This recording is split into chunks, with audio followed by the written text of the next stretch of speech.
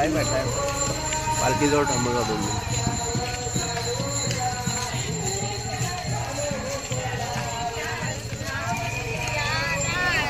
श्री समर्थ सद्गुरू श्रीधर महाराज श्री क्षेत्र घाटपुरी खामगाव यांची पालखी गेल्या 21 दिवसांपासून पायी चालत दर कोस दर मुक्काम करत व पालखी खांद्यावर घेऊन विठ्ठल नामाच्या गजरात व संतांचे अभंग गाथागात जागा प्रेम मांदा विठ्ठलाची या वृत्तीप्रमाणे पंढरपुरात चंद्रभागेच्या वाळवंटात दाखल झाली। यावर्षी या दिंडीचे भोक्त वर्ष आहे, अर्थात 25 वर्षे आहेत। भगवंत विठ्ठलाच्या कृपेने दिंडी सुखरूप पंढरपुरात पोहोचली आहे।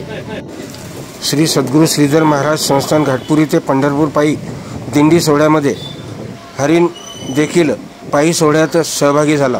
बीड जिल्ह्यातील पाला गावापासून 8 ते 10 किलोमीटर हरिण हे पायी दिंडीसोबत हरिनामाच्या तालावर दिंडी प्रवास करीत असताना दिंडीतील सर्व भाविक तसेच भक्त भारावले।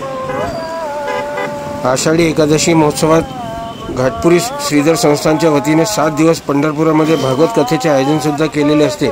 श्रीधर महाराजांची पालखी पंढरपुरात परिक्रमा करून विठ्ठलाचे दर्शन घेऊन 7 दिवसात परत श्री जलाराम बाप्पा मठ सोलापूर येथे साधू संतांच्या भेटीगाठीसाठी मुक्कामी आणि पौर्णिमेच्या दिवशी गोपाळपूर येथे काल्याचे कीर्तन व काल्याचा प्रसाद घेऊन परतीचा प्रवास करत असते।